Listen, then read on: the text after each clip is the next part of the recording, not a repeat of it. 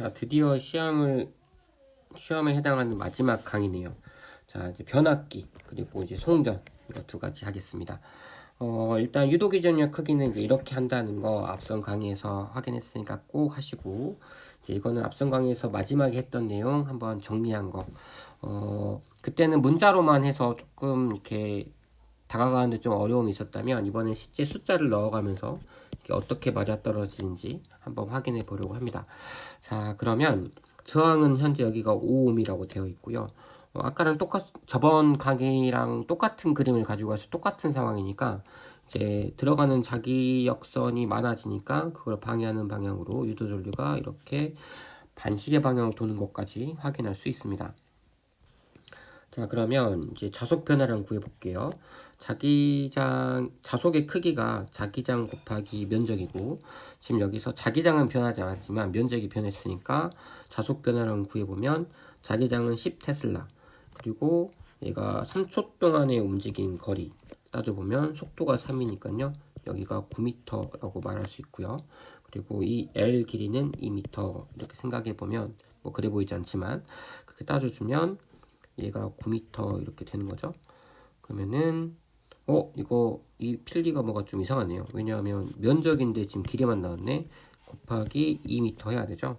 여기서 곱하기 2m 하면 190이 아니고 180 나올게요. t 미터 제곱 이렇게 나와야 되지. 그럼 이거 다 틀렸네 밑에. 그럼 유도기전력을 구하면 유도기전력은 결국 3초분의 90이 아니고 180입니다. 그러면 총 얼마가 나오냐면 60V. 이건 또 60V지? 계산 실수가 또 했나 보구나. 여기는 60V 나오는 거 확인할 수 있고요. 이렇게 약분하면. 그러면 이제 전류는 얼마니? 그럼 V는 IR이니까 60V는 I 곱하기 저항 5라고 한다면 전류는 12A 나오는 것도 확인할 수 있습니다. 그러면 저항에 소비되는 전력 얼마니? 라고 물으면 전압 곱하기 전류 생각해주면 60V에 12, 그럼 720W 이렇게도 확인할 수 있습니다. 사람이 3m만큼 속도를 유지하기 위해서는 얼만큼 힘을 써야 되니? 라고 물어보면 힘은 F고요. 3초간 얘가 9m 움직였으니까 F 곱하기 9, 이게 사람이 3초간 한 일입니다.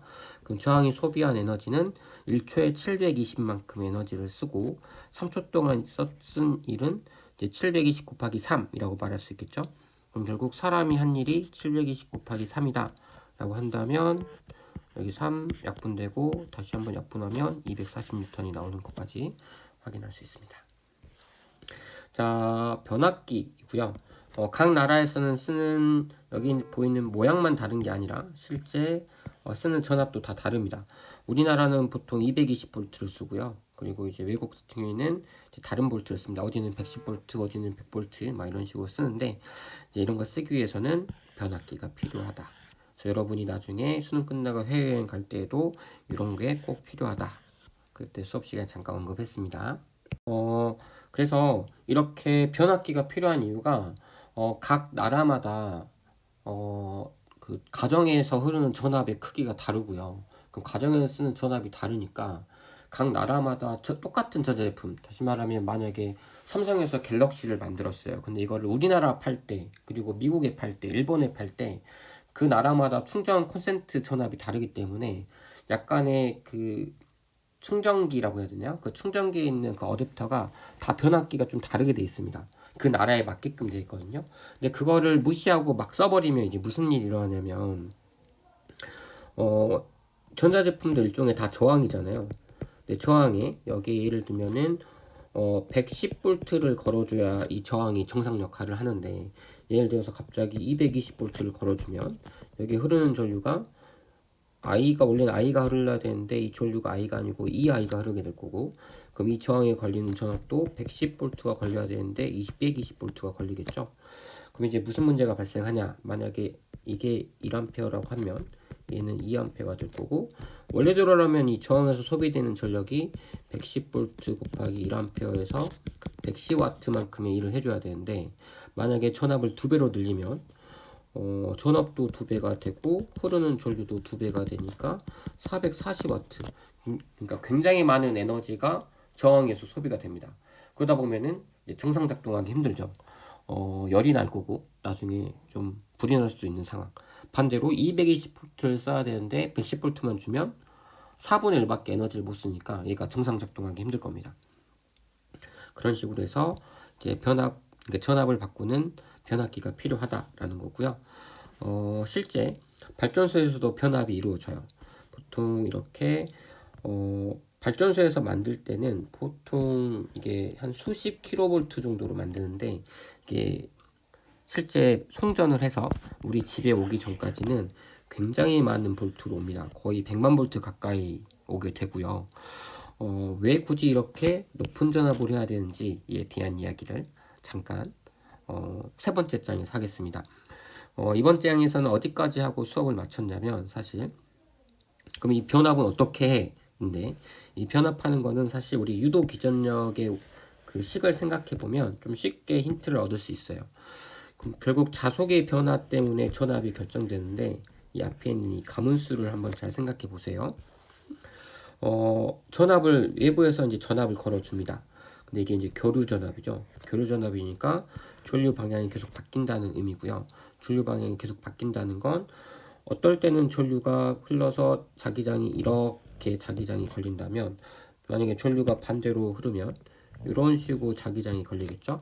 그러면 1차 코일에서 흐르는 전류 때문에 자기장이 이렇게 만들어지는데 2차 코일 입장에서는 그 1차 코일이 만든 자기장 때문에 자속이 변하니까 주변의 자속이 변하니까 여기서 다시 유도 기전력이 발생을 합니다.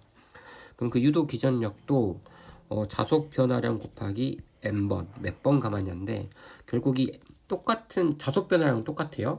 얘가 만든 자속 변화량이니까 결국 여기 자속 변화량이나 여기 자속 변화량은 똑같을 건데 코일 1번이나 코일 2번에 생기는 자속 변화량은 똑같은데 내가 만약 전압을 늘리고 싶다 2차 코일에서 그러면 더 많이 감아버리면 결국 그만큼 전압을 더 뻥튀기 시킬 수 있다는 겁니다.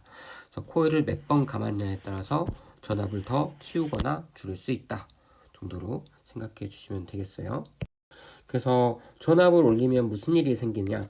이건 사실 아까 처음에 얘기했던 이 앞장에서 얘기했던 왜 위험하게 굳이 100만 볼트로 전압 100만 볼트 이상으로 전압으로 보내냐와 관련이 있습니다. 한번 얘기를 해보면 일단 발전소에서 생산한 전력은 약 22kV 정도고요. 22kV. 여기에 전압은 이 정도로 이제 생산을 하고 이제 얼마큼 에너지를 만드냐 그러면 전류가 얼마나 흐르는지 봐야죠. 그래서 이만한 전류를 흐르면서 지금 현재 22kW에 해당하는 에너지를 생산하고 있습니다. 발전소에서. 다시 말하면 1초에 22kJ를 에너지를 만들고 있어요. 여기서 1차 코일하고 2차 코일 가문수만 좀 달리 해주면 현재 첫 번째 위에 있는 그림은 5배 전압이 올랐으니까 한 번 감을 때 여기는 5번 감으면 5배 전압이 올라가겠죠. 네, 이렇게 올라갑니다. 하지만 에너지는 보존돼야겠죠. 그러니까 전압을 뻥튀기 시킨 대신에 그만큼 전류는 감소합니다. 다시 말하면 내가 에너지를 변전소를 통해서 1차 코일에서 2차 코일로 에너지를 전달할 건데 이 전달하는 방식에 약간 차이가 있는 거예요. 다시 말하면 총 에너지는 똑같은데 이거를 제가 지금 만약에 4개를 쪼개서 총 4개를 보낼 거냐 혹은 총 에너지를 2개로 쪼개서 2덩어리로 보낼 거냐입니다. 다시 말하면 에너지 전하 하나가 갖고 있는 에너지를 110까지 늘려서 전하를 조금만 움직이게 할 거냐 아니면 한 전하당 갖고 있는 에너지를 작게 하면서 대신에 전하를 여러 개 보낼 거냐의 차이예요. 근데 전압을 올려서 지금 전류를 줄였습니다. 전류를 줄여서 지금 어떻게 했냐면 지금 보시면 현재 그럼 여기에 0.2A가 흐릅니다. 지금 이렇게가 한 도선이에요. 지금 코일에 이렇게 감겨 있어서 코일 한쪽은 이렇게 연결되어 있고 한쪽은 이렇게 연결되어 있는 겁니다. 페이로가 됐으니까 이제 전류가 흐를 수 있겠죠. 그래서 이렇게 0.2A가 흐릅니다. 자, 이렇게 0.2A가 흐르는 상황이고요. 첫 번째 그림은. 두 번째 그림은 이거를 10배 승합을 했기 때문에 10배 승합을 했기 때문에 전류는 10분의 1배로 줄은 거. 그러면 225매는 0.1A가 흐르는 그런 상황입니다. 자, 그러면 발전소에서 만드는 전력은 22kW, 그러니까 22,000W인 거고요. 이걸 제가 첫 번째 변전소에서 110kV로 승합을 하나 220kV로 승합을 하나 에너지는 보존돼야 되니까 전류가 그만큼 달라지면서 똑같이 송전선에 에너지가 그대로 전달이 됩니다. 자, 그러면 뭐 왜 에너지도 전달 똑같은데 왜 굳이 승합을 더 높게 하냐? 다시 말하면 왜 220kV처럼 이렇게 높게 하냐? 위험함에도 불구하고 라고 얘기를 해본다면 110kV로 승합한 경우에 지금 어떤 걸 따져주냐면 여기 볼게요. 지금 220옴 여기서 사용한 에너지를 한번 사용해 볼게요. 지금 도선이 물론 구리로 만들기 때문에 저항이 엄청 작은데 발전소에서 저기 우리 소비하는 곳까지 오기 위해서는 보통 발전소는 주로 해안가 혹은 사람이 많이 안 사는 곳에 지어 놓고요. 실제 많이 쓰는 건 도시에서 많이 쓰니까 굉장히 먼 거리를 가야 됩니다. 그럼 굉장히 먼 거리를 가니까 구리 자체가 저항이 작더라도 길이가 길어지면 그만큼 저항은 커져요. 저항 앞에서 배웠는지 기억날지 모르겠지만 저항의 크기는 이 면적과 관련이 있고 면적이 크면 저항이 작아지고 길이가 크면 저항이 커지는 이런 효과가 있습니다. 그래서 엄청 길기 때문에 그 저항을 무시할 수 없습니다. 약 220옴이라고 해본다면 여기에 0.2A가 흘러요. 그럼 여기 걸린 전압은 V는 IR이니까 결국 44V가 걸리는 거고요. 그 얼만큼 에너지가 소비되냐? 8.8W가 소비됩니다. 다시 말하면 1초에 8.8줄이 계속 새어나가고 있어요. 그럼 이거는 도선에서 이만큼 에너지를 써버리니까 결국 에너지는 처음에 전달받을 때는 얼만큼 전달을 받았냐면 22,000 이만큼의 에너지를 전달받았는데 이만큼 에너지 8.8만큼 에너지를 쓰니까 결국 이 다음 변전소로 그러니까 공장하고 가정에 전달된 에너지는 22,000에서 8.8을 뺀 나머지만큼이 전달이 됩니다. 그 나머지만큼이 얼마냐면 계산해주면 2199 1.2인가요? 이 정도가 되겠죠. 근데 이게 그렇게 이게 별로 차이 안 나네 라고 할 수 있지만 0. 몇 차이밖에 안 나잖아요 이렇게 말할 수 있지만 1초에 이만큼 차이가 나는 거고요. 이게 초당, 분당, 시간당 몇 년 따지면 이게 엄청난 에너지가 손실되는 거라고 생각할 수도 있습니다. 하지만 이거를 만약에 220V로 승합을 220kV로 승합을 하고 그래서 전류가 0.1A만 흐르게끔 이렇게 작업을 하면 220옴에 0.1A가 흐르면 이때 전압은 22V가 걸리고 이때 사용된 에너지는 2.2W입니다. 그러니까 무려 소비된 에너지가 4분의 1배로 줄었죠. 그러니까 4분의 1배로 줄였으니까 그만큼 공장이나 가정에 훨씬 더 많은 에너지를 줄 수 있답니다. 그래서 이거 영하나 삭제 220kV로 보낼 때 더 많은 에너지 공급이 가능하다. 그래서 이게 차이가 난 이유가 어디냐? 송전 전압을 키워서 그만큼 흐르는 전류를 낮췄다 라고 생각해 주시면 되겠습니다. 그래서 굳이 높은 전압을 쓰는 이유, 더 많은 에너지 공급을 위해서 약간 에너지 효율적인 측면에서 이런 식으로 할 수 있다 까지. 아마 여기까지 시험범위고요. 남은 기간 동안 마지막 마무리 잘 하시고 시험도 잘 치르시기 바랍니다.